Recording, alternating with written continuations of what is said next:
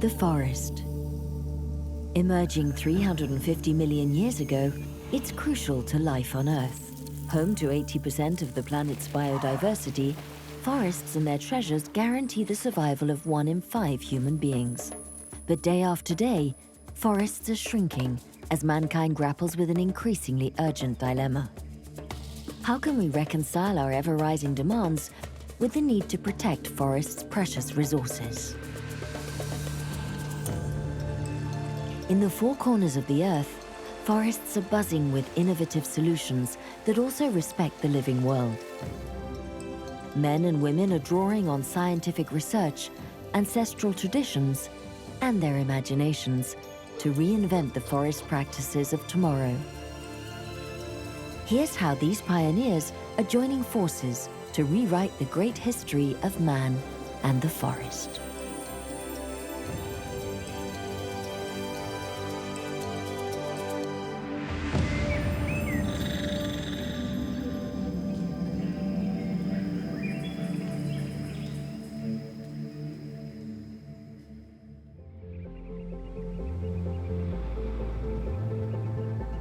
In southwestern France, along the Atlantic, lies a stretch of green ocean, the jewel of Gascony, the Landes forest. But just 2 centuries ago, this immense 1 million hectare pine forest did not exist. It was entirely man-made. The massive project covered this area of France with the largest artificial forest in Western Europe.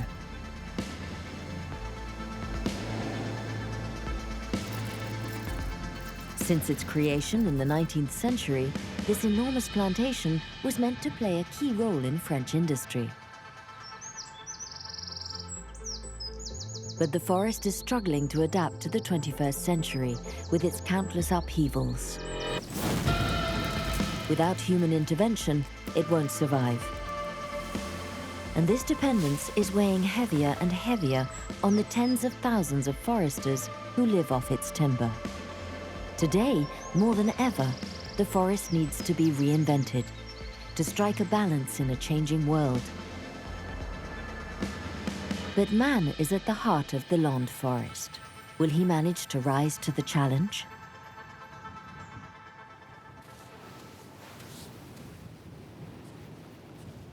The Landes forest owes its existence to a scourge that humans have always fought: sand.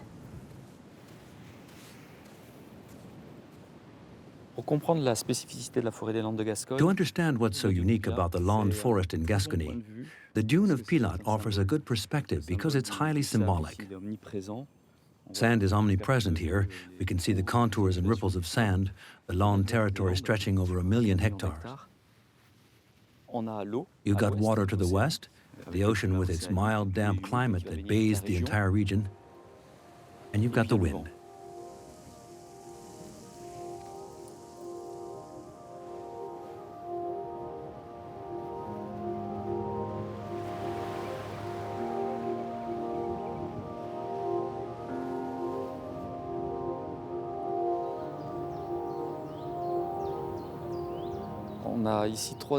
There are 3 oceans here: the blue ocean, the Atlantic, the dune, an ocean of pale ochre sand, and the green ocean of the pine canopy.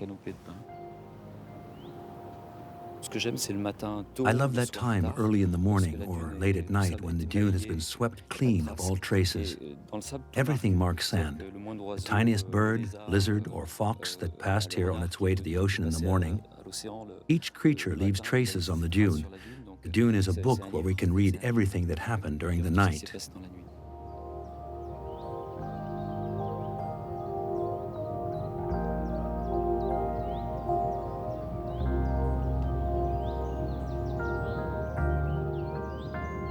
A dune is a giant on the move.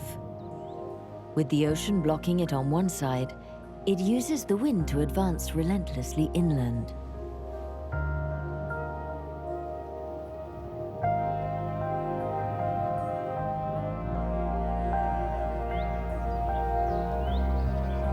Two centuries ago, there was nothing here to stop it. the sand advanced up to 40 meters inland per year, swallowing up swamps and pastures, houses and villages as it went.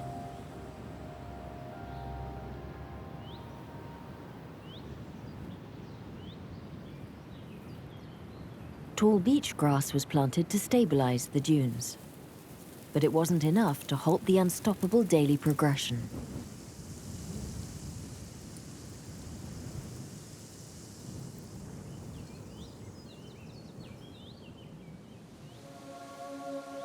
In the wake of the French Revolution, an engineer came up with a crazy scheme to create a huge forest that would act as a barrier to the dune.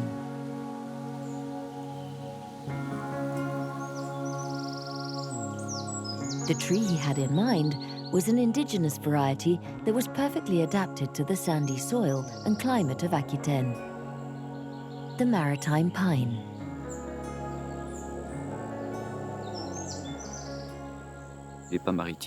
Maritime pines were artificially planted along the stretch of dune to keep it in place and prevent the dunes from advancing inland and engulfing the villages, which happened to several along the coast here, where churches and villages had to be moved as the sand progressed.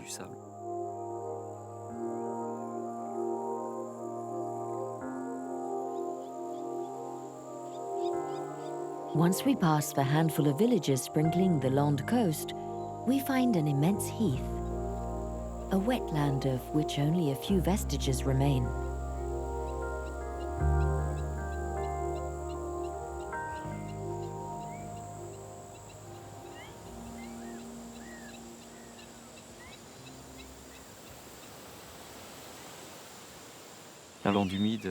Imagine how, at the time, the heath stretched over 1 million hectares.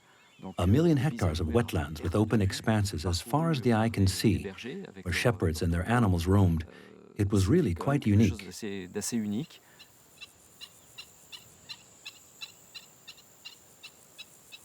This immense marshy plain had a bad reputation.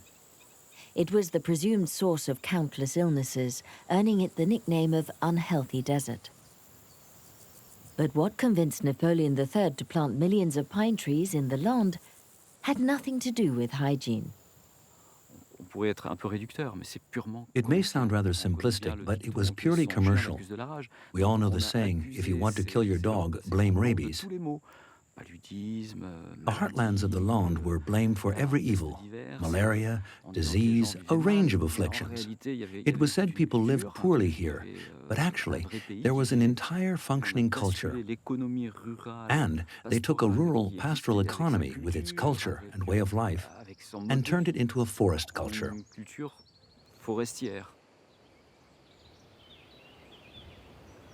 With the Industrial Revolution in full swing, the maritime pine was looked upon as the golden tree. Its timber was used to build railways, and its resin turned into turpentine, which the budding chemical industry was particularly eager for. In 1857, a gigantic planting scheme began that would radically change the culture and economy of the entire region. The inhabitants of the Landes went from being shepherds to resin collectors and lumberjacks. –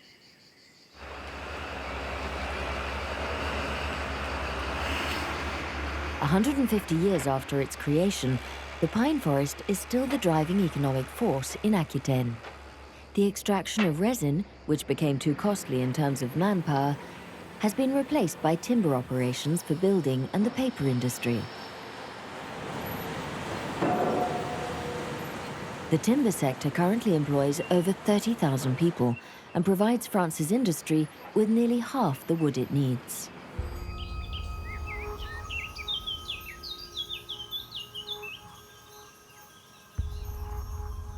Passed on from generation to generation, the Landes forest is privately owned, currently divided up into nearly 50,000 properties. Jean Juillon is 72. He comes from one of the oldest families involved in exploiting the Landes forest.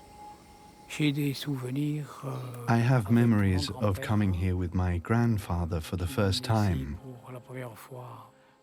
He taught me how to tell the difference between the vegetation on good land and not so good land. He taught me a lot. From the 60s to the 80s, the forest was a busy place. There were resin collectors, lumberjacks. They felled the trees by hand, so there were lots of them. The forest was a lively place.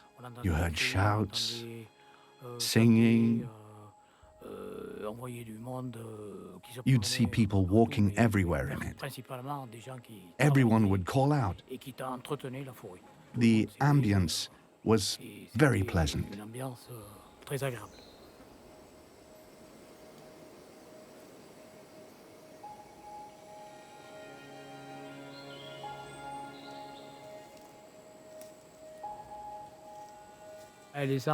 Trees are life. We watch them grow from year to year. That's what makes life and what makes us proud.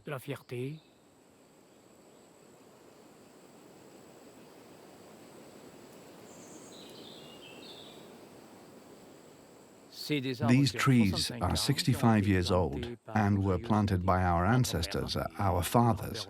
My grandfather also helped plant these. I was young and I saw him plant here.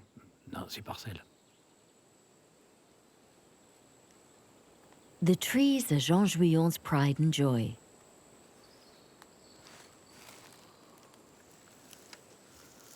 A sense he has passed on to his son, Jasmin, who'll soon take over the operation.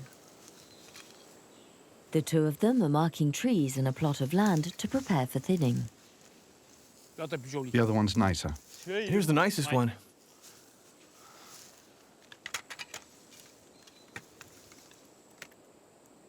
$140. $140.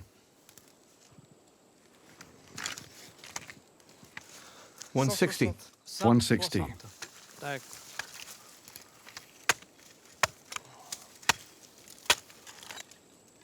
Lots of branches. Yes, there are. There are a few like that. There's 1 meter, over 1 meter less compared to the other. See? Look at the difference. Thinning gives the trees vitality. You start with 1,250 pines per hectare and end up 60 years later with 250 or 300 per hectare. It gives them light and lets them grow big and tall. It's indispensable because without light, the pines would stagnate, like all plants.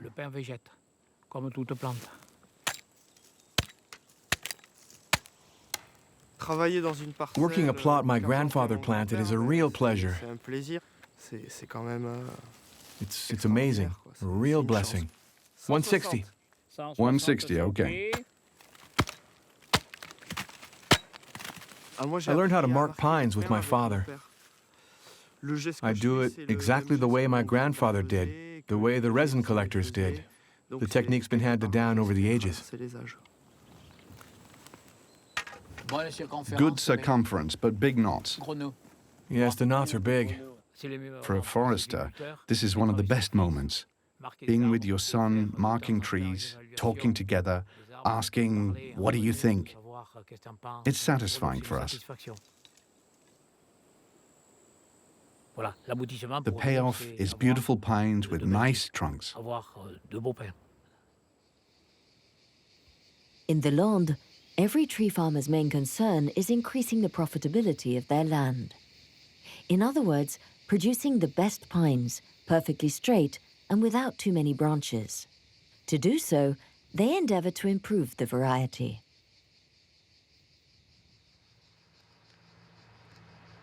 Silviculturists have an ally in their quest for the ideal tree: scientific research.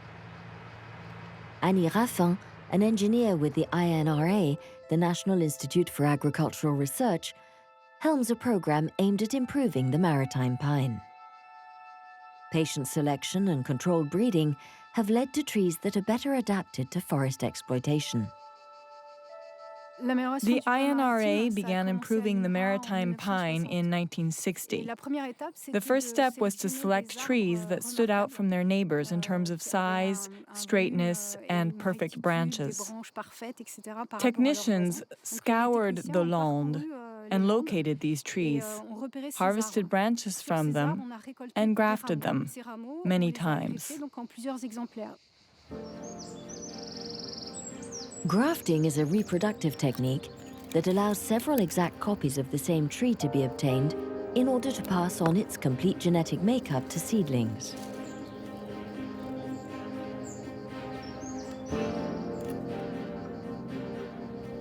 By grafting branches from the best adult pines, their qualities can be widely distributed.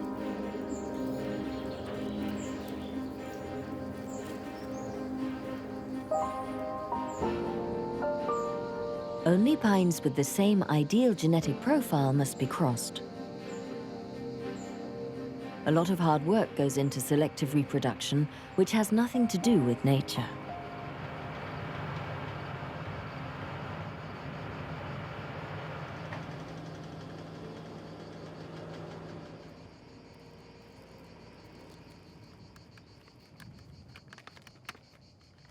The flowers are isolated in airtight bags, then artificially fertilized by injecting pollen from the male pines inside. This is the only way to guarantee the correct genetic makeup is passed on. In our selection program, we have to monitor the pedigrees of individual trees to know exactly who their parents and grandparents were, since it's imperative not to cross two related individuals. Because, like animals, trees suffer from consanguinity. And breeding two siblings together will result in a family that has trouble growing and thriving afterwards.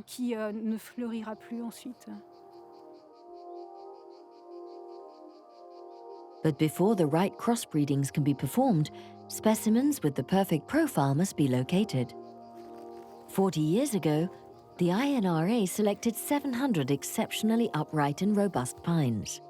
Today, these trees have fathered much of the Landes forest. I recognize this tree. It's a solid parent that's been bred many times. I know some of these trees because I've used them for interbreedings. Today, we see their descendants. After me, someone will continue the selection process with the following generations.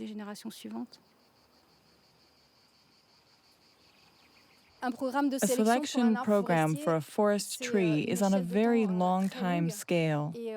Between the time we cross two good parents and the time the best descendants are ready in an improved variety, it can take 20 years for a complete selection cycle. That means that today, we are already looking into trees that will be able to grow in the climate of 2050.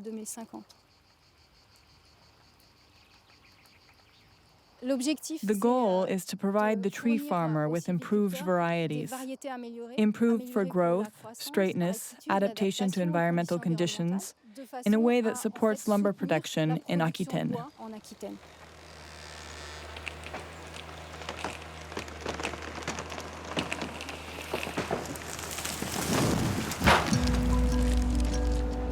By joining forces, scientists and silviculturists have met the challenge of productivity.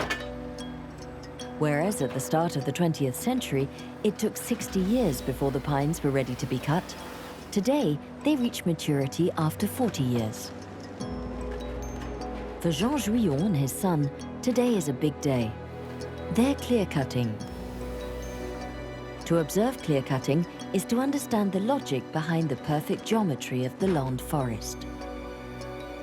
The pines were planted in rows to facilitate the movement of equipment, and the distance between each row was calculated to accommodate the movements of the tree-felling equipment. It's part of the natural cycle of the forest. We fell the trees and then replant 5 years later on average.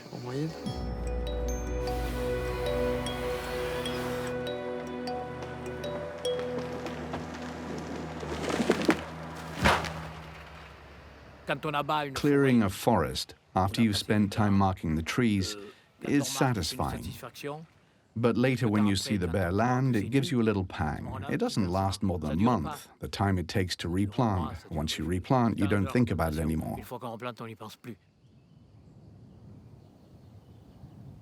The alternation of thinning, clear-cutting and replanting sets the tempo in this forest operation. Without constant human attention, the forest is vulnerable. Left to its own devices, disaster ensues. 1949, the war had forced tree farmers off their land, and few had returned. The forest was cluttered with dead wood and undergrowth. That summer was particularly dry, and the people here today remember what ensued. The fire destroyed nearly half the forest and claimed 82 lives. But the lesson wasn't lost, and 60 years later, the Landes forest is considered a model in firefighting tactics. Our mission is to cut the right flank of the fire and put out the tip, okay? Firemen train every day in order to be prepared. Dozens of watchtowers have been built, and 500 strategically placed wells provide firefighters with the water they need. The concerted action of public authorities and foresters has created 28,000 kilometers of trails that firefighters use on practically a daily basis. Since the system has been in place, the number of fires has dropped considerably.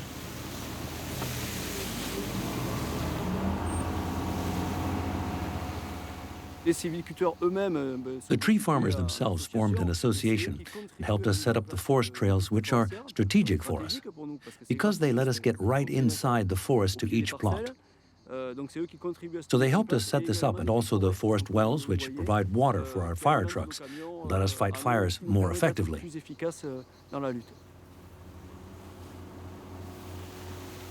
The results obtained by the close cooperation between silviculturists and firefighters prove it's possible to solve the complex problems a forest the size of the Landes presents. The special feature of our Southwest technique is that it is based on the topography of the forest that allows us to penetrate right into it. The forest is relatively maintained and relatively flat, so the trucks can drive through the undergrowth. They can go where the fire is, unlike other forest fighting techniques, notably in the southeast, where the topography forces you to wait for the fire on trails and paths and try to stop it at those spots. These innovative measures have come just in time, considering that today, global warming has increased periods of drought. Since its creation, the forest has never been at such a high risk of fire. But although fire can be managed by human intervention, there's another foe no one can do anything about: wind. In just 2 decades, the forest has suffered 4 catastrophic windstorms. The most violent, Cyclone Klaus, blasted across the Landes on January the 24th, 2009. Some gusts were close to 200 kilometers per hour.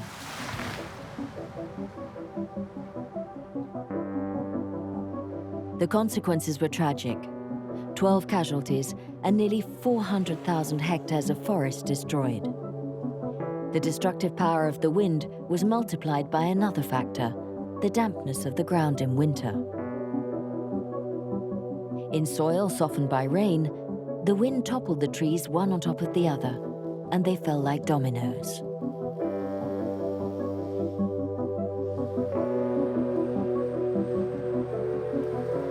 For the silviculturists of the Landes, January the 24th, 2009 was an electroshock that raised a crucial question. Was the storm a meteorological oddity or a sign of things to come?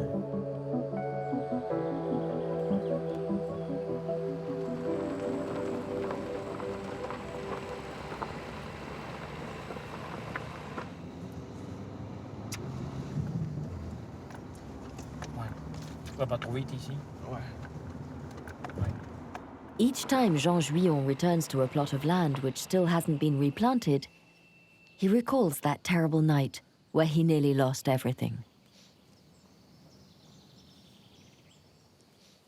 One morning, I was making the rounds of this plot and saw the results of Klaus. We lost nearly 2 hectares of pines that were on the ground.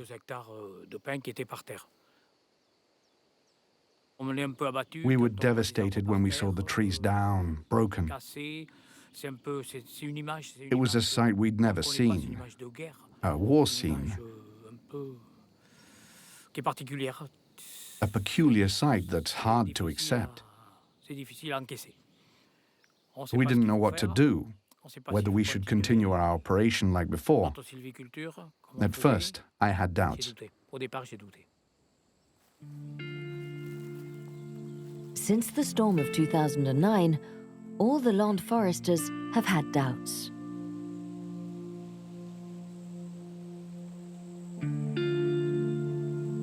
In a future where the devastation caused by storms will become more and more frequent, is the land forest sustainable?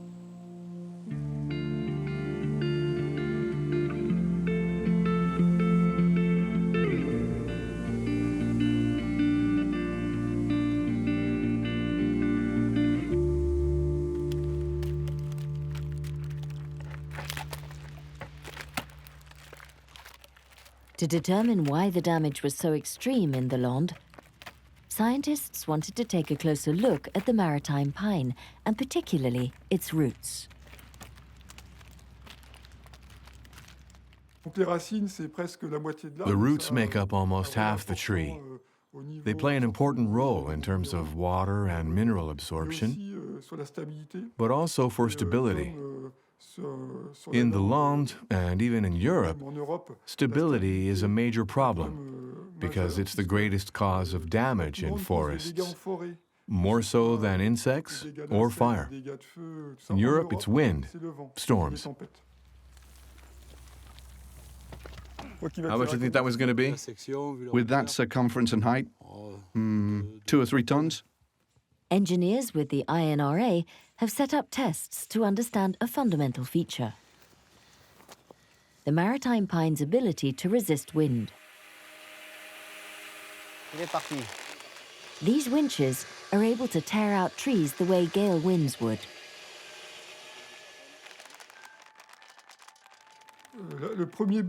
Our first goal with these measurements is to understand why they fall. We had huge amounts of damage in our forest with the trees that fell, and we want to understand how they fall and what factors make a tree fall more easily or not. Is it genetic?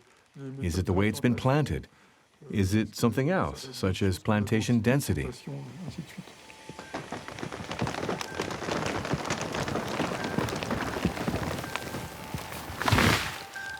Uprooting the trees also gives insight into the soil structure of the Landes forest. The soil is loose and sandy and doesn't provide much grip for the pine roots, whose development is limited by the very shallow phreatic zone in these former marshlands. But another phenomenon also explains the weak anchoring of the maritime pine. A rock-hard layer that has accumulated over the centuries beneath the action of the rainwater washing the sand. Allios, a type of sandstone. Allios acts like a mineral shield between 40 centimeters and 1 meter deep that the pine roots can't manage to pierce through.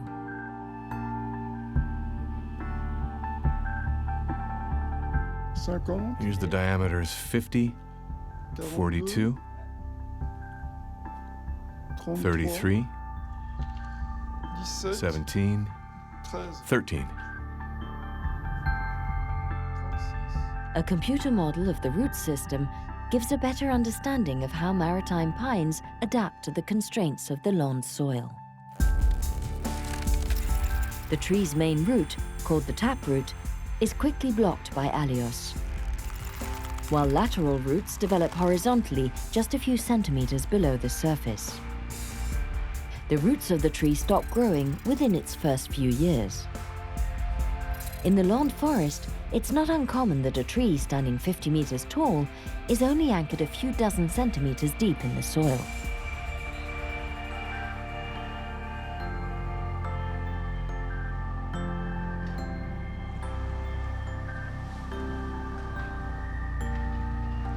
The weak rooting of the pine is one reason it's so fragile in the wind. But it's not the only reason.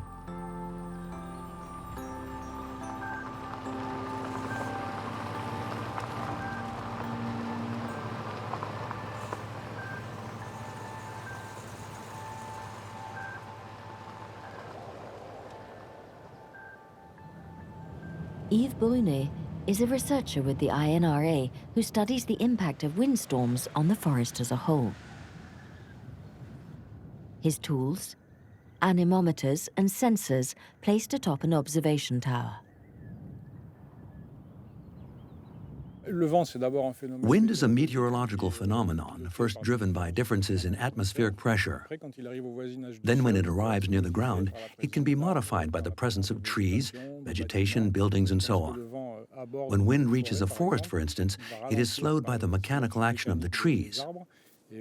There is very little wind right along the ground, while above the forest, there is still a lot. So at the top of the forest, there's a huge variation in wind velocity. There's a lot of wind shear, and that's what generates turbulence. The research at the INRA has helped us to understand how wind picks up velocity and why it has such an impact in some places. With a few gusts, the wind starts to knock down one tree, then two, then three. We get a characteristic hole where the wind gets funneled in and accelerates, and at that point starts attacking the forest more seriously. We notice holes in the direction of the wind, which some people call wind corridors. That happens rather frequently. The parceling up of the land and the difficulty of coordinating action for the forest as a whole are other weak points of the Landes forest. To anticipate the next windstorm, researchers are already imagining wind impact on a different scale, that of the entire forest. Foresters have thought a lot on the scale of the parcel. We're interested in a larger scale, that of the forest scape, the entire forest. We try to understand if the amount of fragmentation of the forest can have an impact on its wind resistance. When you go about in the Landes, you see the forest is not continuous. There are cornfields, homes, clearings, there's a lot of variety. Depending on our results, we could begin recommending plots be grouped together, coordinated cutting, things like that. In an environment where the forest is extremely fragmented and divided with lots of small properties, it's not necessarily a very easy thing to get people to accept.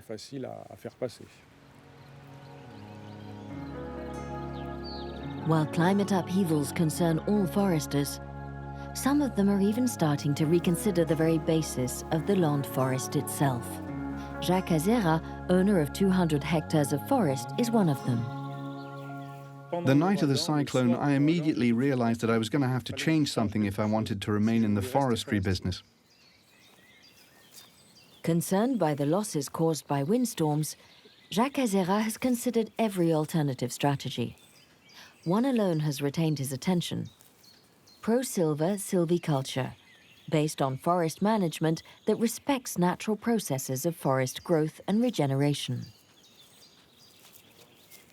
But natural forest means several varieties of trees in the same plot of land, a principle that goes against the purpose of the Landes forest, founded on the monoculture of maritime pines.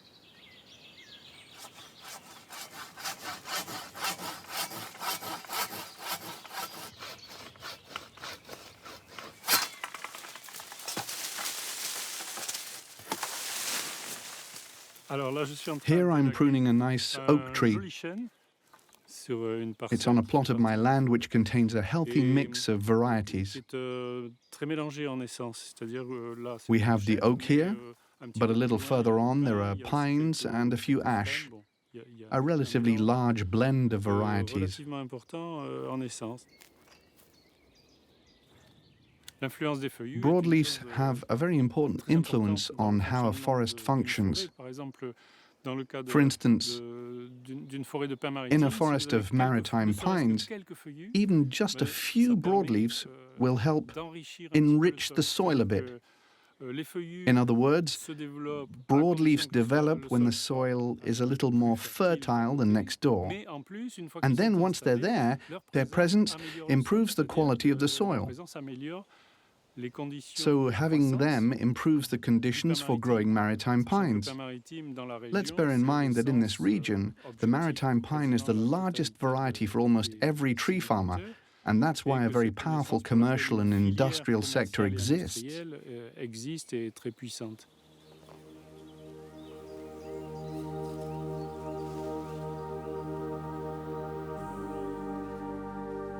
Polyculture opens up new perspectives, but it also represents a radical rupture with the forestry model that has been in operation for decades.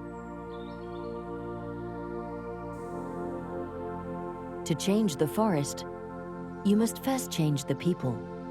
And in the land, habits die hard. But a parasite could possibly change everything. With the 21st century, a phenomenon already well known to lumberjacks has exploded to the point of decimating entire ecosystems: biological invasions. Entomologist Hervé Jactel has been closely studying the destructive insects that have invaded the land.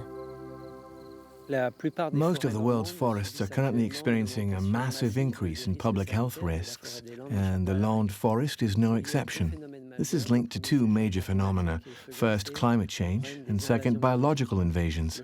Climate change means a rise in temperatures that favor insects because they make more generations per population, so greater proliferation, which means more damage to trees.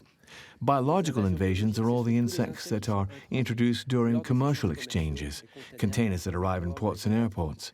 The insects emerge from these introductory zones and head to the forest, where they develop epidemics because they aren't regulated by their natural enemies.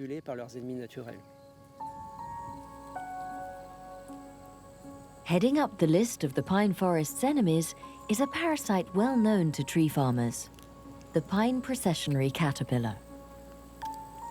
The land forest is the ideal environment for this fearsome herbivore.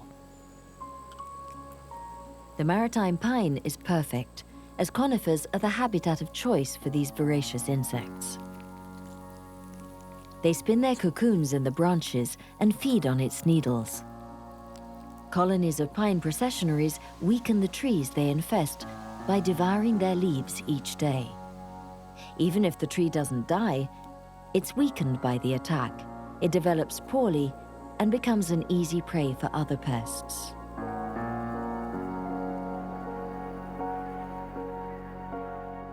The fight against processionary caterpillars is urgent and not an easy one, especially in a forest as vast as the land. But rather than reflect upon treatment with insecticides, scientists are looking at the defenses developed by the ecosystem itself.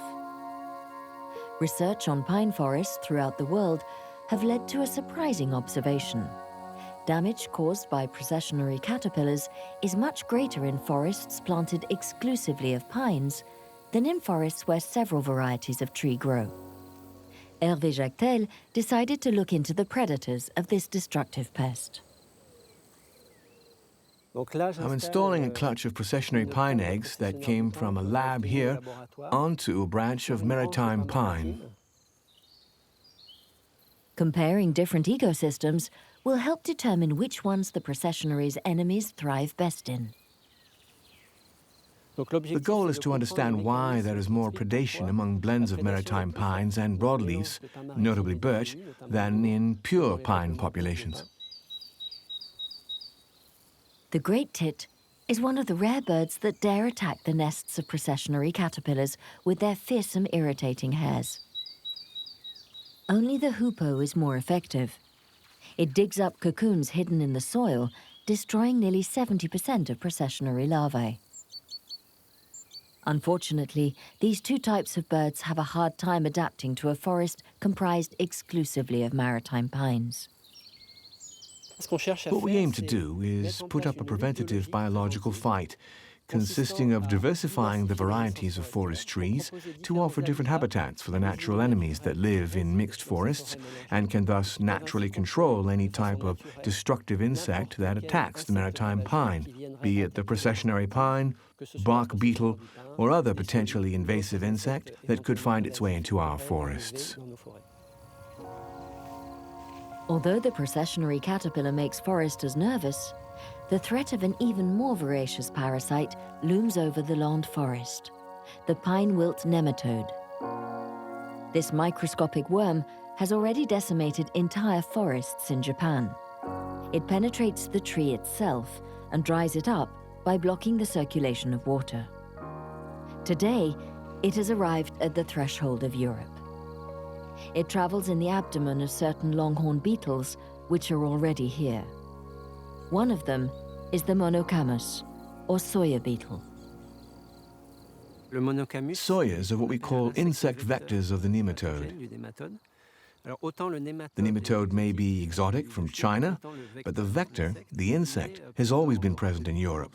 It's indigenous. The pine wilt nematode is currently only in Portugal, where it was introduced and discovered in 1999. It multiplies extremely fast, a generation every 5 days, and it can kill a tree within 3 weeks. It's very important for us to estimate the soya's movements, to know how quickly the nematode can spread. We determined the soya beetle has an extraordinary flight capacity, up to 40 kilometers per generation.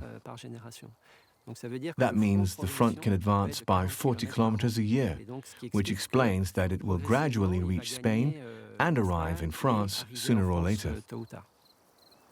In Portugal, despite control measures, chemical treatments, and the establishment of safety zones, the nematode has spread throughout the entire country in 5 years.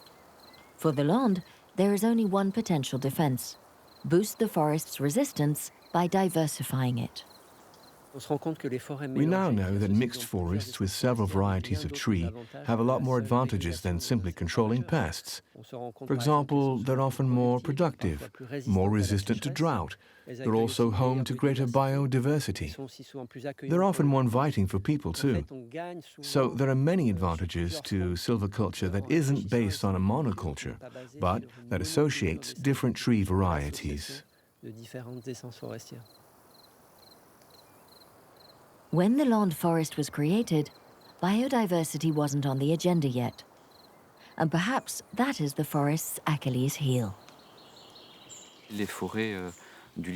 The coastal forests that were planted in the 19th century are monospecific, mainly with maritime pines and a relatively modest understory with a bit of heather, some ferns, and a few strawberry trees.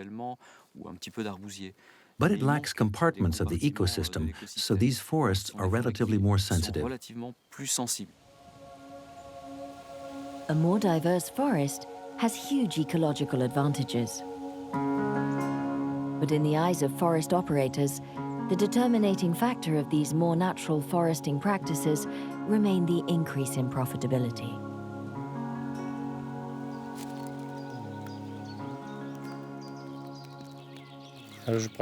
I practice a form of tree farming that's as close to nature as possible.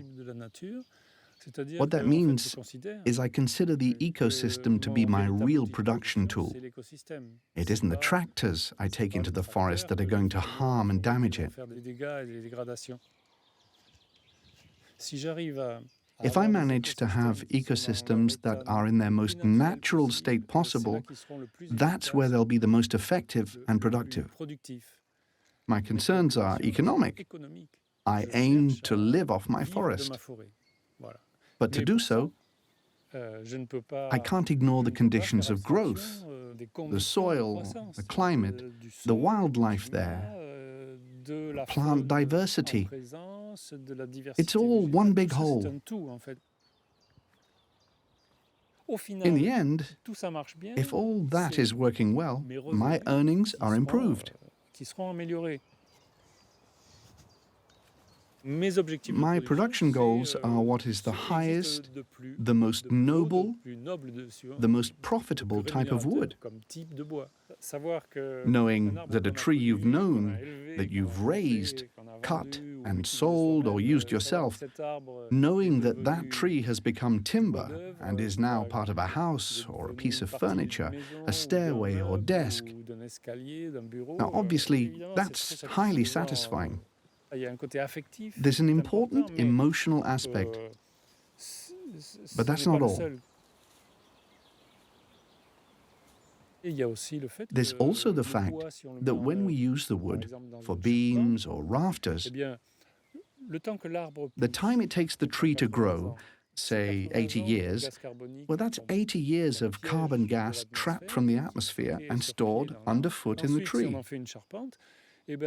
Then if we make beams from it, that means another 100 or 200 or 300 years the carbon is stored and doesn't make it into the ozone layer.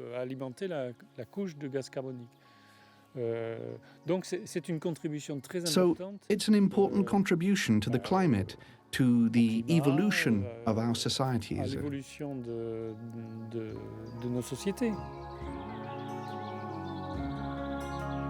By letting nature do its job, Jacques Azera has revived a type of forest that greatly resembles the original land forest. The one that covered a tiny part of the land long before man planted 1 million hectares of maritime pines.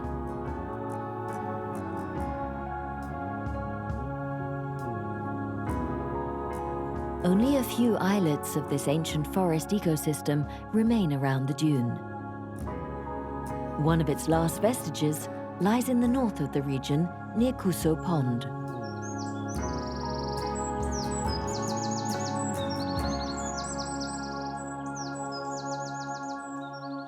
This original forest has always stood up well to storms, fires, and parasite infestations. With a rich multitude of animal and plant species, could this forest have something to teach us? Here we pass through a little clump of royal fern. We're going to follow along the dune. To the right are eagle ferns, which are found everywhere in the land forest. Royal ferns are more rare and restricted to cool, damp areas. They lend a bit of a tropical aspect.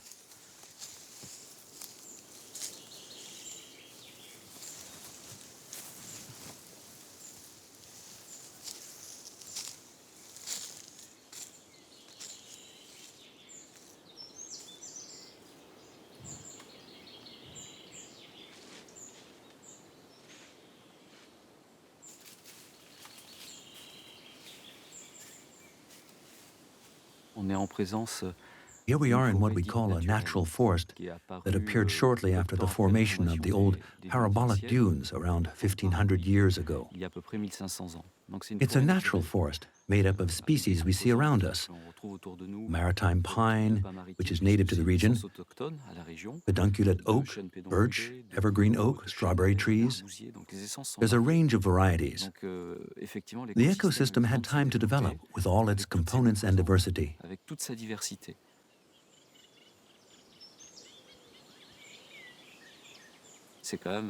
It's an asset because these are living forests, forests in which we find several classes of vertebrates and invertebrates, so an abundance of animal and plant life. And that is indeed a plus. In this original islet, the forest contains all the elements necessary for its balance. Thanks to them, it has better withstood storms and parasite infestations and has spontaneously regenerated after fires. It is man's responsibility to guarantee the future of the artificial pine forest he created. The diversification of tree varieties is not the only solution to these problems, but it is time to understand that to fully realize the potential of the land forest, be it ecological or economical, man has everything to learn from the complex and perfect equation created by nature itself.